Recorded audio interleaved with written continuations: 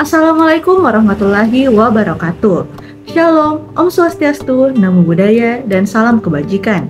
Yang terhormat, Bapak dosen pengampu mata kuliah perkembangan hewan untuk kelas biologi B, Dr. Edi Manu Weverial, dan rekan-rekan sekalian yang tengah menonton video ini. Perkenalkan, saya atas nama Katrina Insyirah Windria dengan akhiran NIM 078 akan menjelaskan mengenai organogenesis dasar.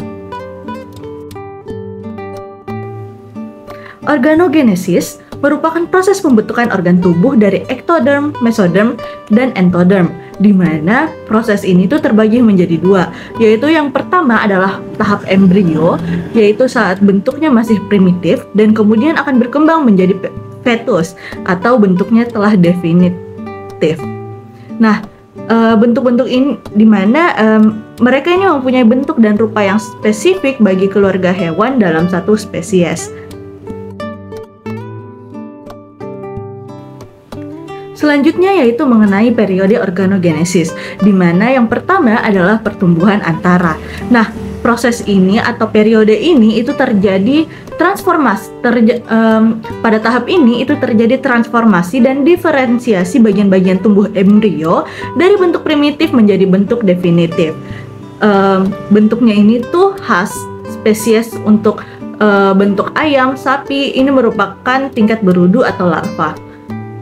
Selanjutnya yaitu pertumbuhan akhir, di mana pada proses pertumbuhan ini itu merupakan penyelesaian bentuk definitif menjadi bentuk individu, di mana terjadi pertumbuhan jenis kelamin, roman atau wajah khas dari suatu individu tersebut.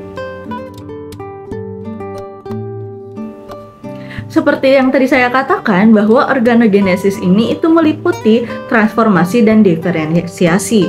Nah, transformasi dan diferensiasi ini itu dapat berupa pemisahan tubuh menjadi bagian kepala dan badan, pemisahan tubuh embrio dan selaput ekstra embrionalnya, kemudian ada perpanjangan tubuh, perkembangan alat gerak, dan pertumbuhan ekor. Nah, terdapat ketergantungan antara satu organ tubuh dengan organ tubuh yang lain pada proses perkembangan suatu organ. Contohnya, bagian A tidak dapat berkembang tanpa adanya bagian B. Demikian pula ketergantungan antara bagian B dengan C dan sebaliknya atau seterusnya. Kemudian ada perkembangan lapisan ektoderm. Perkembangan lapisan ektoderm ini itu terbagi menjadi tiga. Yang pertama adalah epidermal ektoderm, di mana proses perkembangan lapisan ini itu menumbuhkan lapisan epidermis kulit dan derivatnya, sistem indera dan stomodeumnya seperti epitelium dan rongga mulut. Kemudian ada juga perkembangan untuk lapisan rongga hidung, sinus paranasalis, kelenjar ludah, proctodeum atau kelenjar analis. Nah, yang kedua ada neutral tube, di mana pada lapisan ini itu menumbuhkan otak, spinal cord, saraf perifer, ganglia, retina mata, reseptor kulit, reseptor pendengaran, dan reseptor perasa. Dan yang ketiga, yang terakhir itu adalah neural crest, di mana pada perkembangan ini itu menumbuhkan neuron sensoris, neuron koligenik, sistem saraf, dan sel pigmen tubuh.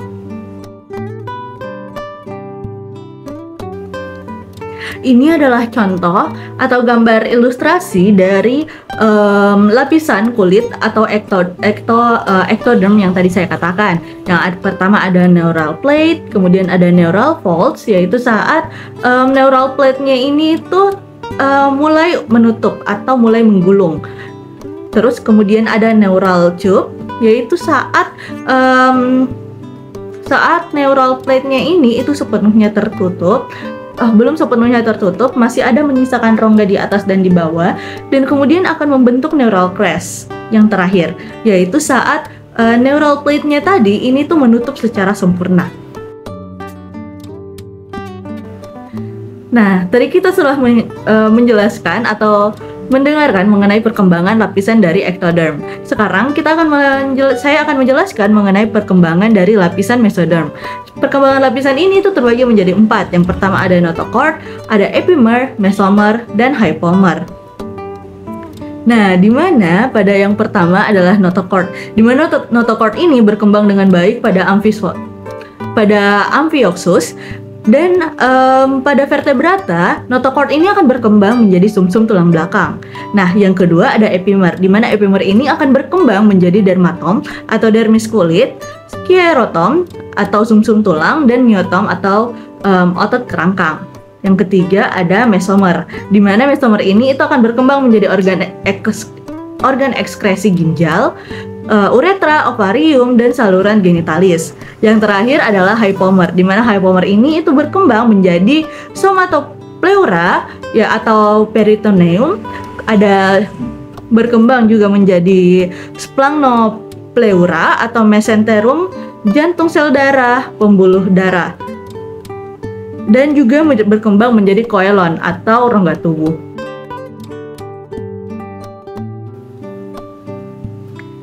Nah, selanjutnya yaitu mengenai perkembangan lapisan endoderm, di mana terdapat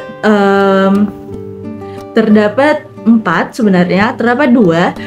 Nah, yang pertama yaitu epitelium saluran pencernaan dan derivatnya. Ini akan berkembang. Kemudian perkembangan yang kedua pada endoderm yaitu epitelium saluran pernapasan dan saluran urin.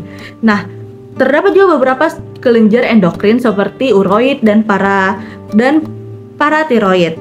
Kemudian ada juga organ yang dibentuk oleh saluran pencernaan, di saluran pencernaan dan saluran pernapasan. Nah, tadi saya telah menjelaskan mengenai lapisan-lapisan yang berkembang pada saat organogenesis dasar. Nah, lapisan-lapisan tersebut itu terdapat di mana sih? Nah, lapisan-lapisan tersebut itu berkembang pada saat pembentukan sistem indera, sistem saraf, sistem sirkulasi, dan sistem pernapasan. Sistem indera sendiri itu dibagi lagi menjadi 4. Ada indera penglihatan, indera pendengaran, indera pembau, indera pengecap, dan indera peraba. Nah, pada indera penglihatan terdapat beberapa tahap, di mana pada tahap awal ini itu terjadi induksi sepasang tonjolan atau biasa disebut sebagai evaginasi ke lateral yang semakin mendekati epidermalnya, di mana induksi epidermal ini menebal membentuk plakoda lensa antara evaginasi dan plakoda lensa antara evaginasi dan plakoda lensa ini saling berinteraksi. Nah, ujung evaginasi pendataran itu terbentuk pembentukan cawan atau optic cup. Nah, plakoda lensa yang mengalami evaginasi ini kemudian masuk ke dalam mesoderm dan membentuk bola lensa dan melepaskan diri dari epidermalnya atau epidermal bola lensa tersebut dan menempatkan diri tepat antara bibir cawan optik. Selanjutnya yaitu indera pendengaran, di mana indera pendengaran itu berasal dari lapisan epidermal ectoderm atau lapisan paling pertama atau paling atas. Nah, pembentukan organ indera ini itu ditandai dengan adanya penebalan atau disebut juga plakoda pada ectoderm yang berhadapan dengan otak. Nah, terdapat 3 plakoda, yaitu plakoda nasal atau olfactorius, plakoda optik, dan plakoda otik atau auditorius, di mana masing-masing ini itu berhadapan dengan telencephalon, diencephalon, dan melencephalon. Nah, plakoda telinga ini berasal dari invaginasi ectoderm yang menjulur ke dalam dermis sekitar rhombocephalon menghasilkan gelembung bakal telinga yang lepas dari epidermis kulitnya, di mana plakoda telinga tengah ini juga menjadi lapisan tengah dan lapisan dalam pada telinga. Selanjutnya yaitu indera pembau, di mana perkembangan embrional bagian kepala pada usia kehamilan 4-8 minggu itu terbentuk 2 bagian rongga hidung yang terpisah, yaitu daerah frontonasal dan bagian pertautan processus maxillaris. Nah, pada daerah frontonasal ini berkembang hingga otak bagian depan dan dan mendukung pembentukan dari olfaktori. Nah, bagian medial dan lateral ini berkembang menjadi nares atau lubang hidung. Selanjutnya, pertumbuhan garis tengah atau posterior frontonasal dan perluasan garis tengah mesoderm dari daerah maksilaris akan membentuk septum nasal. Ini adalah foto dari janin yang berumur 5 minggu, di mana pada janin yang berumur 5 minggu, perkembangan indera pembau penciumannya itu telah terdapat lubang hidung, tonjol maksila, dan tonjol mandibulanya. Selanjutnya yaitu indera pengecap, di mana indera pengecap ini berasal dari proses tubulasi atau pembumbungan pertumbuhan yang mengiringi pembentukan dari gastrula. Nah, terdapat 3 lapisan sebagai bakal pembentuk alat atau organ ini yang menyusun diri menjadi bumbung atau bumbung berongga, yaitu bakal lapisan ektoderm, mesoderm, dan endoderm. Nah, pada bumbung epidermis itu terjadi penumbuhan lapisan epidermis kulit, kelenjar-kelenjar kulit, lensa mata, alat telinga dalam, indera pembau, dan indera peraba. Kemudian stomodeumnya itu menumbuhkan mulut dengan derivatnya seperti lapisan enamel atau email gigi, kelenjar ludah, dan indera pengecap. Dan juga bumbung epidermis ini juga menumbuhkan proctodeum. Selanjutnya yaitu mengenai indera peraba, di mana pada proses pembentukan kulit itu terdiri atas suatu lapisan luar yang disebut sebagai epidermis, berupa suatu epitel dan berasal dari lapisan lembaga ektoderm. Nah, kulit juga ini dibangun oleh suatu lapisan jaringan ikat yang disebut sebagai dermis dan berasal dari lapisan lembaga mesoderm. Ini adalah tahapan perkembangan kulit pada janin, di mana pada bulan pertama dan bulan kedua belum terjadi perkembangan kulit pada janin. Sedangkan pada bulan ketiga melanositusnya itu belum berkembang, belum berfungsi. Sedangkan pada bulan keempat kuku dan juga melanositusnya itu telah berkembang dan melanositusnya itu aktif, serta terbentuk Langerhans cells dan Merkel cells. Nah, sebelumnya kita sudah melalui mengenai sistem indera. Nah, sekarang saya akan menjelaskan ketiga sistem lainnya. Yang pertama ada sistem saraf, di mana pembentukan sepasang lipatan daratan neural, lipatannya akan meninggi dengan puncak lipatan melebur di bagian garis tengah dan membentuk bumbung neural atau carnalis neuralis. Sedangkan di bagian kanan kiri saluran itu terdapat sel-sel yang tidak ikut membentuk saluran atau kristal neural. Nah, pembentukan inilah yang merupakan awal mula dari sistem saraf ini. Nah, diferensiasi kanalis neuralis ini menjadi otak. Kemudian terjadi juga diferensiasi kristal neural menjadi ganglion spinal. Perkembangan selanjutnya itu tergantung pada tingkat-tingkat vertebrata. Seperti pada vertebrata rendah, telencephalon itu menjadi pusat indera pembau. Sedangkan pada vertebrata tinggi, telencephalon menjadi cerebrum, metencephalon dan telencephalon menjadi cerebrum. Yang kedua ada metencephalon menjadi cerebellum. Kemudian ada myelencephalon menjadi medulla oblongata. Selanjutnya sistem sirkulasi, di mana pada sistem sirkulasi ini itu berasal dari mesoderm. Nah, butir darah dibuat di lapisan entoderm saccus vitellinus yang terbentuk dari sel-sel yang telah kehilangan afinitasnya. Sedangkan saluran peredaran itu terbentuk dari penggabungan sinusoid atau pulau darah.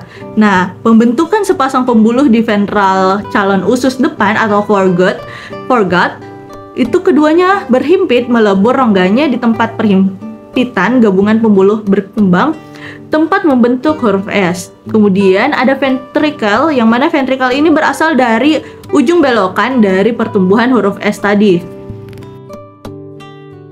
Yang terakhir yaitu sistem pernapasan, di mana sistem ini itu berasal dari lapisan entoderm, yaitu tonjolan bagian belakang faring. Nah, terdapat juga pneumatosis homolog dengan sistem pernafasan yang berasal dari tonjolan faring di bagian belakang di sebelah dorsal. Pada awalnya paru-paru sebagai tonjolan padat dari dasar faring sebelah belakang. Kemudian tonjolan ini memanjang ke arah ventrokaudal yang membentuk saluran sebagai calon trakea. ujung tonjolannya itu kemudian bercabang menjadi dua bagian, yaitu sebagai calon bronkus. Kedua ujung tonjolan ini itu bercabang-cabang terus membentuk bronkus respiratorius.